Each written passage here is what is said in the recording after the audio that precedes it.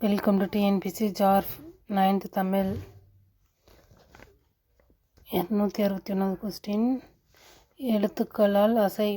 எழுத்துக்களால் ஆனது அசை எனப்படும். ஓரெழுத்தோ இரண்டெழுத்தோ நிற்பது அசை ஆகும். இது நேரசை நிறையசை என இருவகைப்படும். நேரசை தனிக்குறில் ப, தனிக்குறில் ஒற்று பல், தனி நெடில் பா, தனி நெடில் ஒற்று பால். 263 கொஸ்டின். சீர் ஒன்று அல்லது ஒன்றுக்கும் மேற்பட்ட அசைகளின் சேர்க்கை சீராகும். இதுவே பாடலில் ஓசைக்கு அடிப்படையாய் அமையும். ஓரசைச்சீர், ஈரசைச்சீர், மூவசைச்சீர், நாலசைச்சீர் என சீர்கள் 4 வகைப்படும். நேர் என்பதோடு உகரம் சேர்ந்து முடிவது உண்டு. அதனை நேர்பு என்றும் அசையாக கொள்வர். நிறை என்றும் அசையோடு உகரம் சேர்ந்து முடியும் அசைகள் நிறைவு என்று கூறப்படும். இவை வெண்பாவின் இறுதியாய் மட்டுமே அசையாக கொள்ளப்படும். ஈரசைச் சீர்களுக்கு இயற்சீர், ஆசிரிய உரிச்சீர் என்றும் வேறு பெயர்களும் உண்டு.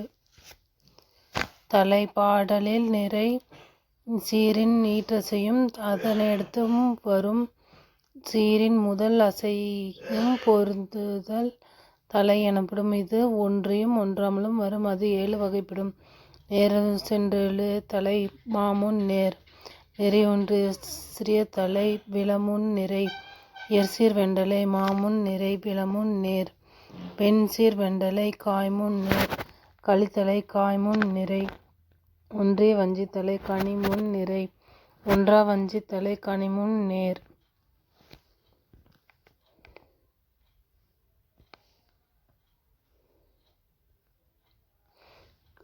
வெண்சீர் வெண்டலை காய்முன் நேர், கலித்தலை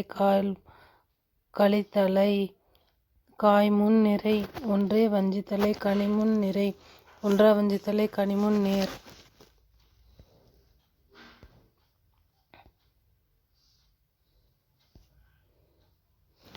அடி இரண்டும் இரண்டுக்கும் மேற்பட்ட சீர்களும் தொடர்ந்து வருவது அடி எனப்படும். அவை 5 வகைப்படும். 2 சீர்களை கொண்டது குறளடி, 3 சீர்களை கொண்டது சிந்தடி, 4 சீர்களை கொண்டது அளவடி, 5 சீர்களை கொண்டது நெடிலடி, 6 சீர் அல்லது அதற்கு மேற்பட்ட சீர்களை கொண்டது களி நெடிலடி. தொடை தொடுத்தல். பாடலின் அடிகளிலோ சீர்களிலோ எழுத்துக்கள் ஒன்றுவேறு தொடுப்பது தொடை ஆகும். மோனை, எதுகை, இயைபு, அளபெடை, முரண், இரட்டை, அந்தாதி, செந்தொடை என்று 8 வகைகளாக தொடை அமைகிறது. Like, share and subscribe. Thank you.